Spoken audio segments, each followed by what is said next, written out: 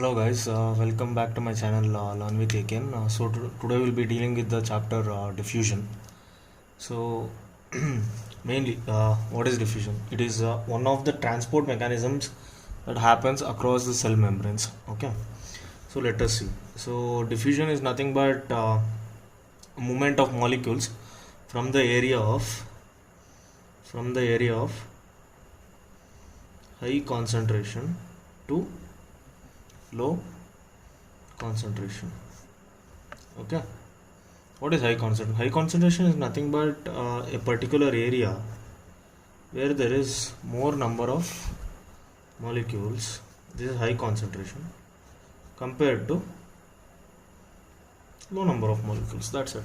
That is high concentration to lower concentration. This is the basic definition of diffusion. So we know that there are two types of diffusion, that is simple diffusion and facilitated diffusion.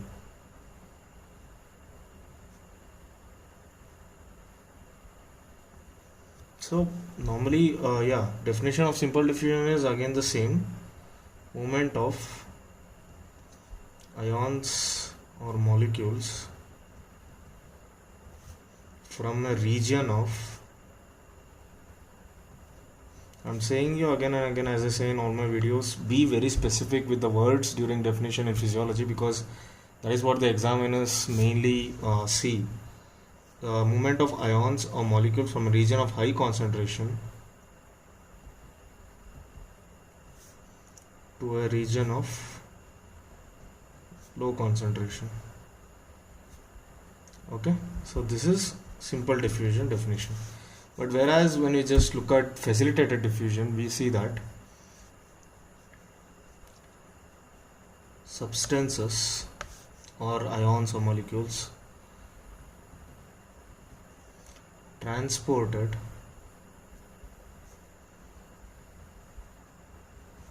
by diffusion. Be very careful with the definitions. It is a type of diffusion. So substances transported by diffusion through a membrane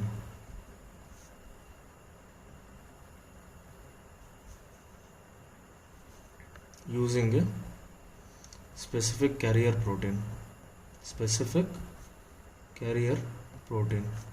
Here there is nothing but a extra carrier protein present in the facilitated diffusion. So we know that for the water to transport there are 13 different types of, we studied this in PUC, right? 13 different types of aquaporins, and we have 3 types of diffusion, that is symport, that is transport in the same direction, uniport, in which only one molecule or ion will be transported, and antiport, that is in opposite direction, one goes inside and one goes outside as such. So mainly we will deal with the difference between simple diffusion and facilitated diffusion later. So coming mainly into the diffusion. So how does diffusion happen? So how does the molecules move? See, we all know that from the basics of our school times we are learning about kinetic motion, right? How does kinetic motion works? See, for example, there are two molecules, A molecule and B molecule. B molecule is at rest and A molecule is in motion. So once the A molecule comes and hits the B molecule, half of the energy of A will be transferred to B. So both the molecules move away, A and B move away in opposite direction. So this movement goes on continuing, and B goes and hit C, and C goes and hit D. Now A goes and hit A naught, as such. So this is how diffusion basically happens. So mainly how does diffusion happen? For example, when we look at this, we have to take the basic examples as sodium and potassium channels. So this whole chapter will be dealing regarding that, and then so whole chapter will be So the whole chapter will be dealing with sodium and the potassium transport mainly. So let us see diffusion. Okay, the next question that comes is, okay, what factors affect diffusion? This is one of the important questions of university. Factors that affect diffusion. See, the basic first thing is that the amount of substance. Okay, amount of substance. And second thing is the velocity of kinetic motion.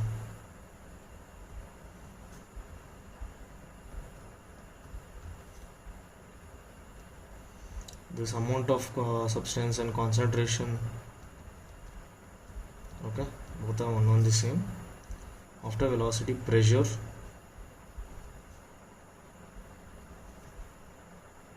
okay, and last but not the least, we have the electric potential,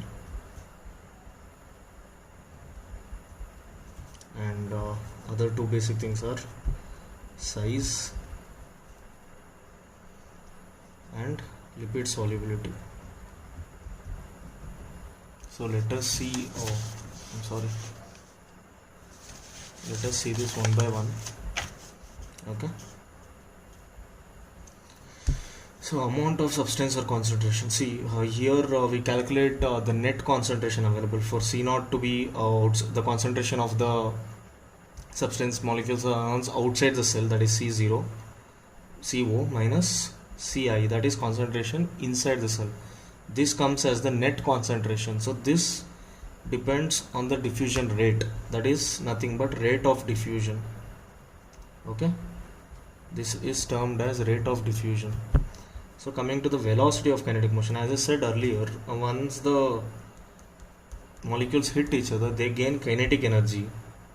Okay, kinetic energy, and the velocity of the kinetic motion happens. So as here we can see the amount of substance in the concentration outside if the outside concentration is more and compared to the inside concentration, inside the cell concentration, the movement of molecules will be from outside to inside. Okay, this facilitates, this helps the movement of the diffusion, movement of the molecules, that is diffusion. Velocity of kinetic motion, the more the clashes between the molecules A to B, C to D, this involves transfer of kinetic energy. Heat is produced. As the heat, more the heat is produced, more number of more the velocity, and more will be the diffusion rate. Pressure, so why pressure? So this is again related to, for example, once you consider the artery or any capillary membrane, you can consider capillary membrane. Inside the capillary membrane there are comparatively there is more pressure. Why? Because there are more number of molecules hitting the wall. So as the wall hits, so we all know, right, if you consider a piston attached like this, the more the molecules coming and hitting the piston, consider this as the piston. Okay, more the molecules coming and hitting from this side, the piston tends to move the opposite side. Okay, this is the basic physics we learned in PUC. So as the pressure hits the piston tends to move backwards. So more the pressure, more the diffusion. Again, electric potential. See, electric potential once outside and inside this. For example, if there is a negative charge outside the cell, for the electric potential, if there is a negative charge outside and a positive charge inside, okay, there exists an electropotential gradient. Okay, electropotential gradient. So this gradient is very important for the molecules to move from outside to inside of the cell, or the inside to outside of the cell, depending on the number of charges. See, for example, the negative charges repel the negative charge repels another negative charge, and the positive charge attracts the negative charge. Once this equalized current between them is disrupted, and the positive charges becomes less compared to the negative charges, or the negative charges becomes less compared to the positive charges, then exists an electropositive gradient that helps in movement of. there exist and molecules from right to left. So this is all you need to know about electropotential gradient. So the electropotential gradient, more the electropotential gradient, more is the diffusion. So coming to the size, see, smaller the size,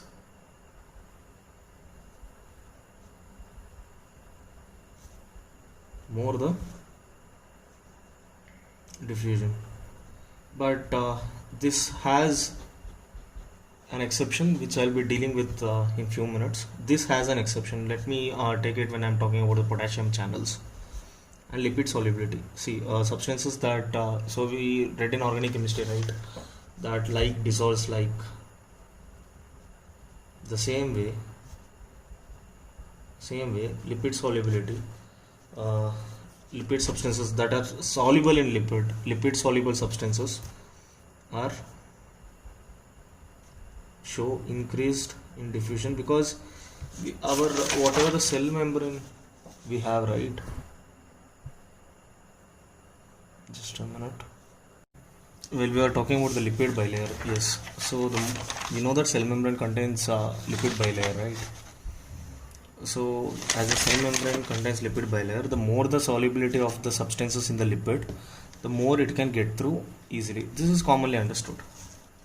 So we dealt about the lipid solubility or the diffusion of lipids through the protein channels, and coming to the diffusion of water through the protein channels. See, as I said earlier during facilitated diffusion, now diffusion of water, we have 13 different types of aquaporins that we know already, and this water molecules from outside to inside will be using aquaporins to come inside, and more the diameter of this aquaporins, more easily is this water molecules gonna come inside. Okay. So coming to the another important topic, that is gating of channels, which is very important in your whole MBBS lifetime, because neurons use this. This process also happens under in the neurons, or you can also say that it's a very important phenomenon for the neurons to function too. So coming back, so sodium gating of protein channels. So sodium, we know that sodium lies outside the channel in the cell resting state of the cell. Outside the membrane, outside the cell. So sodium once, see what is gating channels. Let me tell you, main thing you have to understand is what is gating channel. Gating channels, nowadays scientists still believe that gated channels are nothing but extension of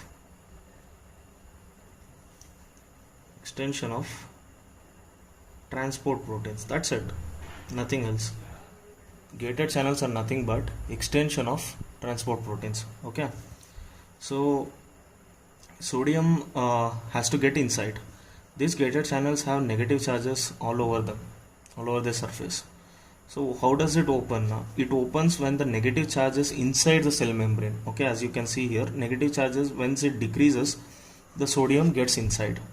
This is how the sodium gated protein channel works. Okay, but one thing we have to know is that it has a very its diameter is just 0.3 to 0.5 nanometer. So how does it get in? This is how it gets in. And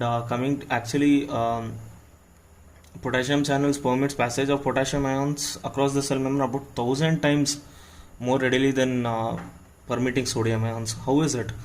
How is this selectivity happening? This selectivity is happening because of the charge. Okay, so when the negative charge decreases inside the cell membrane, the sodium gets inside. And coming to the potassium gated channels, what happens here is that potassium charge, when the positive charge is inside the cell membrane, see, potassium has to go outside. The way sodium has to come inside, we know that inside the cell membrane there is potassium ions present during the resting state of the cell. So during the resting state of the cell, the potassium has to go outside when the resting state of the cell is disturbed. How is it disturbed? When the positive charge increases. Okay, one thing we have to notice is that decrease of the negative charge and increase of the positive charge are not one and the same. Okay, just because the negative charge is decreasing doesn't mean that the positive charge has increased. or just because positive charge has increased doesn't mean that there is reduction in negative charge here. For the potassium to go outside, the positive charge has to increase inside the cell membrane. So then the channels open and the potassium goes outside. So this is how the gated channel works. And the main reason for the selectivity of this membrane channels. Okay, so gate open and gate closing phenomena, this is nothing but this, and you have to draw this two different diagrams while during the exam, one representing the open gated channels and another representing the gated closed gated channels. I have just drawn the same diagrams here. Okay, so coming to the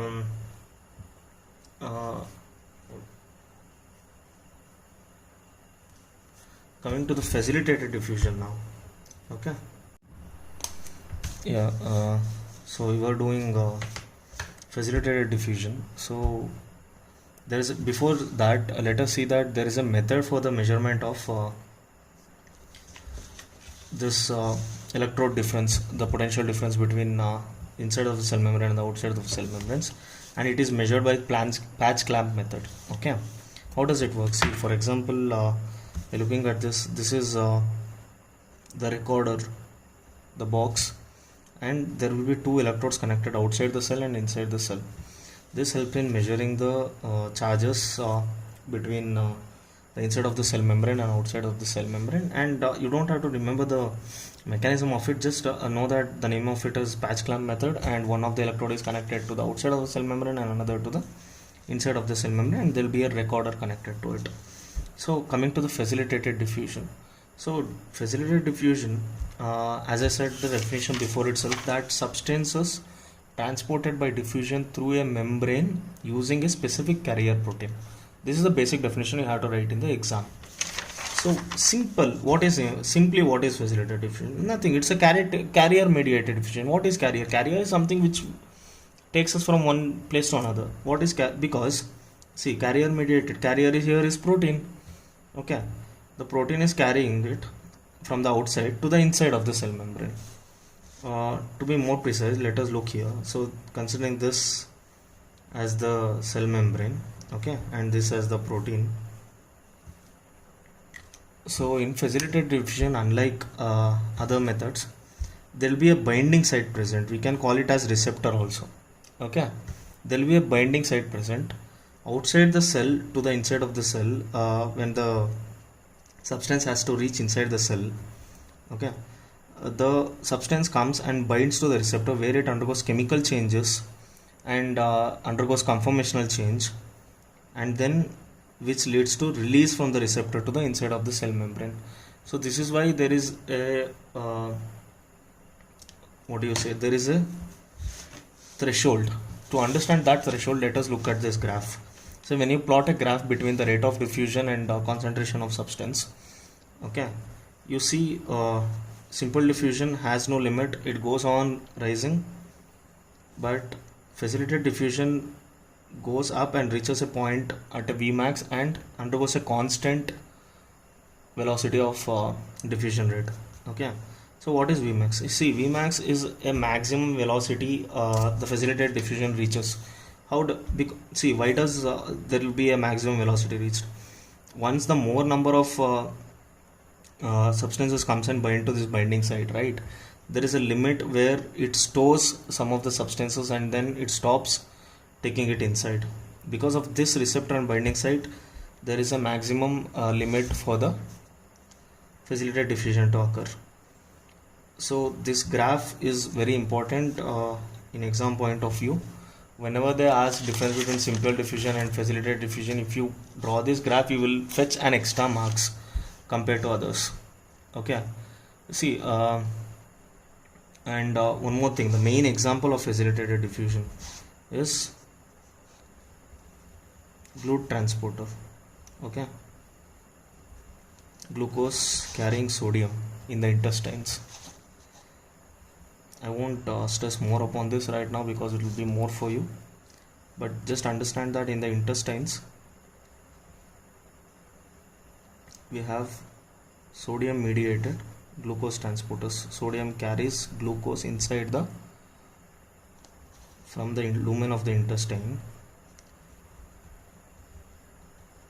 to the blood capillaries. Okay, to the blood capillaries by this, and here the sodium is the protein. Okay, get it?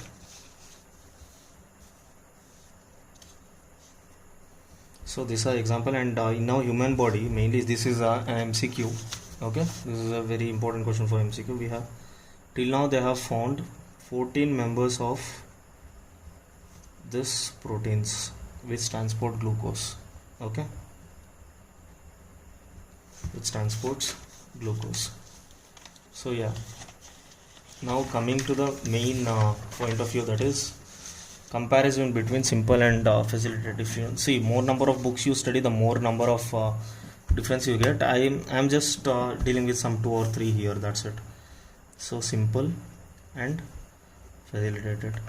See, taking my suggestion, it's better if you draw the graph that I showed you before, that is rate of diffusion versus concentration of substance. It would be good. It would fetch you some extra marks. Okay, so coming to the movement, see, movement is both the simple and facilitated diffusion, both occurs through the along the concentration gradient itself. Energy required, both of them doesn't need any energy. Carrier protein. Okay, so if you take carrier protein, simple diffusion doesn't require any carrier protein, but facilitated diffusion requires a carrier protein. And saturated kinetics, that is what I said you, right? Kinetic energy. There is no saturated kinetics here, but there is saturated kinetics present in facilitated diffusion. So as I said, saturation kinetics. In simple diffusion, there is no saturation kinetics, but in facilitated diffusion, there is saturation kinetics present. And types of molecules, as I said earlier, smaller the size, greater the diffusion. Okay, so simple diffusion always contains small and lipid soluble. Okay, but the reason why there is facilitated diffusion happening, because there is problem in the diffusion, normal diffusion, right? Because the particles are large, and if it is lipid insoluble, henceforth why there is an extra mechanism needed. That is why facilitated diffusion is happening. Simple mechanism it is. So coming to the next, this one we have what is called as osmosis. This I'll be dealing with in the next coming video. So if you like this topic that I presented to you guys right now, for more videos, just